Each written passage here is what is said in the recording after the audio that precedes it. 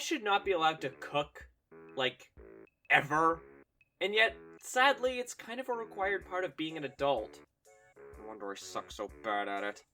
Still, if there's one benefit to my culinary incompetence, is that it makes for a good video! So I made it a video. Yeah, great opener, I know. So I never really learned how to cook properly when I was young. My mom pretty much did all the food prep for us growing up. I just never felt the need to learn, I guess. My brother did, even asked for like a mini stove top electric-y thing to cook eggs and such. But I did not. Well, sort of. I was in a home ec class of sorts in high school, but none of what I learned really absorbed, I guess.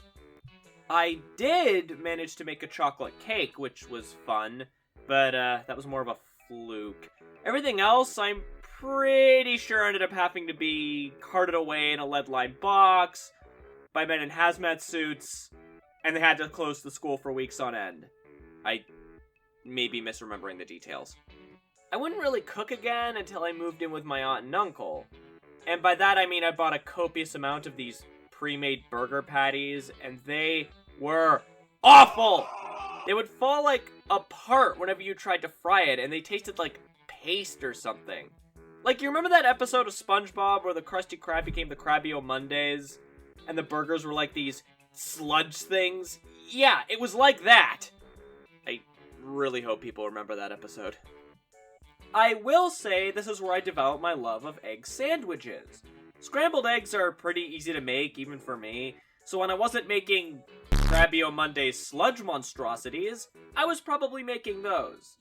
Either way, it eventually ended up with my uncle, who's a fantastic cook by the way, just kinda letting me eat with them even though I was renting out their basement and basically trying to live independently and learning about growing up and all that stuff. I'm actually really grateful he took pity on me in that regard, else I would have just probably turned into one of those Krabby Mondays sludge things. Why do I keep bringing that up? Eventually, I would move into my first apartment with my friends, and, well, none of us really cooked all that often. I mean, they could, but let's just say we ended up eating a lot of ramen. One day, my friend and I were, like, dead broke. We had, like, $2, I think. So our solution? Pick up a cheap 3-pack of noodles for 90 cents and have a full meal? Nope! Instead, we bought a Timbit and split it between us. A Timbit!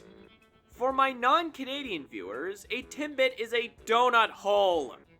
We thought it was a good idea to get a donut hole and split it instead of just getting actual food. We split a Timbit. Timbit!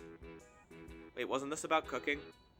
Getting back on topic, this one time I had tried to make a cheese sauce drizzle for some chicken slices. The chicken itself was fine, but the sauce was like, I don't even know how to describe it. It was like thick and sticky and like probably the worst thing that ever happened to cooking.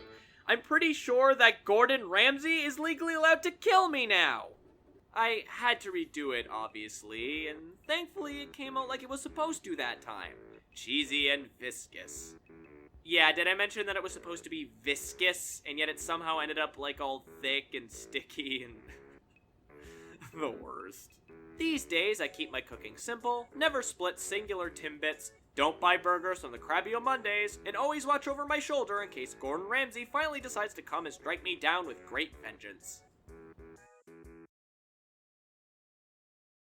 Hey guys, it's end card time. So good news, Gordon Ramsay hasn't killed me yet and I haven't had any reason to split a Timbit, so that's pretty nifty.